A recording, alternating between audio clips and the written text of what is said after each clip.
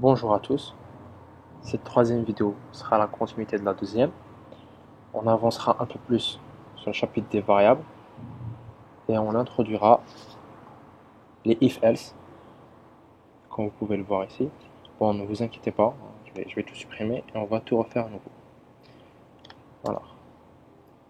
Il y a un autre type de variable dont je n'ai pas parlé. On appelle ça des variables booléens. La spécificité de ces variables-là, c'est qu'elles ne peuvent prendre que deux valeurs. Soit la variable est vraie, le booléen est vrai, soit il est faux. Le faux, en général, c'est équivaut à 0, et le vrai à 1. Alors, sur le plan de la syntaxe, on déclare un booléen comme ceci, majuscule, bool, puis le nom de la variable. Nom de la variable. Au moment où il devrait y avoir voilà, il y a un message d'erreur. Pourquoi ce message d'erreur? Parce que bool n'a pas été défini ici, et bool n'est pas inclus dans cette bibliothèque-là. C'est-à-dire que quand l'ordinateur va arriver ici, il ne sait pas ce que bool signifie. Bool pour lui n'existe pas. Pour résoudre ça, c'est très simple. Il suffit d'inclure la bibliothèque où bool est définie. Dièse include, c'est la bibliothèque objet C, comme ceci.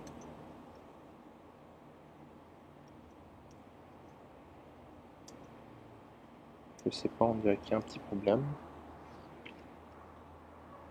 Objet C, objet, voilà, objet C.h. Et là, notre booléen, il est bien défini. Ce message d'avertissement est en train de nous dire que nous avons créé une variable que nous n'avons pas encore utilisée, ce qui est le cas. Une used variable, comme vous pouvez le voir.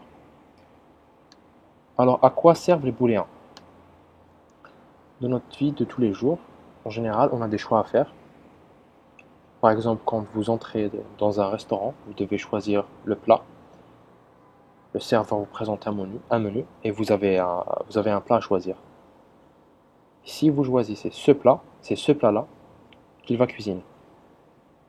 Et là, on introduit aussi une autre fonction très importante dans la programmation, c'est les if-else. C'est une sorte de commande assez spéciale, très intuitive, on peut comprendre ça très facilement. If en français veut dire si, voilà comment ça s'écrit. If, parenthèse, tac, alors, if, si, ce qui est entre les parenthèses, c'est la condition. C'est-à-dire, si la condition est réalisée, on va faire ce qu'il y a là. Sinon, on va rien faire. Par exemple, on va initialiser notre variable à 0. Et on va dire si notre variable est vraie, voilà ce qui va se passer. Si notre variable n'est pas vraie, voilà ce qui va se passer. Voilà.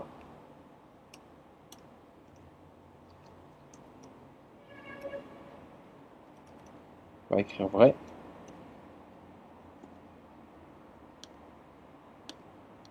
Puis on pourrait écrire un autre if, comme ceci.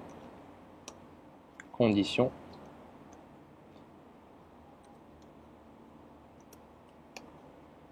Je vais vous expliquer le symbole. Le point d'exclamation veut dire la négation. C'est-à-dire, ce que j'ai écrit maintenant, c'est si le nom n'est pas vrai. J'ai nié la condition.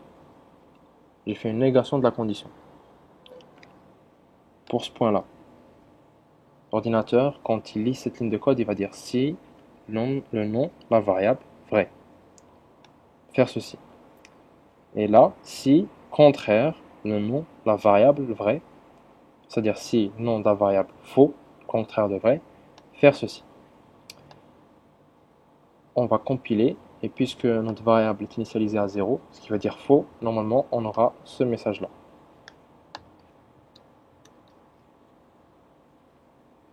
Bon, vous venez ici pour voir comment votre programme s'exécute. Voilà, faux. Et il y a un return 0, ça veut dire que tout s'est bien passé. Bon, pour le petit exercice, c'est un petit jeu très simple. Bien sûr, la solution je mettrai un lien vers la solution sur la description. Mais je vous conseille d'essayer de le faire tout seul d'abord, parce que c'est très important. La programmation, c'est surtout de la pratique. Vous comprenez quelques notions, puis vous essayez au maximum de pratiquer pour maîtriser les notions, pour faire le maximum d'erreurs, afin d'apprendre le mieux possible. Alors voilà le jeu, comment il se déroule. Moi, l'utilisateur, je vais entrer 3 nombres. L'ordinateur va en entrer 2. Et on va sommer ces 5 nombres. C'est-à-dire qu'on va les additionner. Si j'entre par exemple 12 ou 10 ou n'importe quoi, avant même que moi et l'ordinateur ayons choisi les 4 autres nombres, il va me dire, écoute, l'addition sera égale à 210. Et puis je choisis le deuxième nombre. Je choisis par exemple 45. Et là, l'ordinateur doit choisir un nombre. Et il faut que la somme de ces deux-là, c'est-à-dire le deuxième et le troisième, soit égale à 99. Puis moi, je choisis par exemple 23. Et voilà, l'ordinateur choisit aussi un nombre. Et il faut que la somme de ces deux-là soit égale à 99. Si vous sommez ces 5 nombres, vous aurez 210. Bon, pour la prochaine vidéo, je vais vous montrer des simplifications sur ce qu'on peut faire avec les conditions. C'est-à-dire qu'on peut simplifier la syntaxe, écrire une trentaine ou une quarantaine de if. C'est pas drôle du tout. Et il y a d'autres choses qu'on peut faire à la place pour alléger un peu l'écriture. Merci de regarder la vidéo.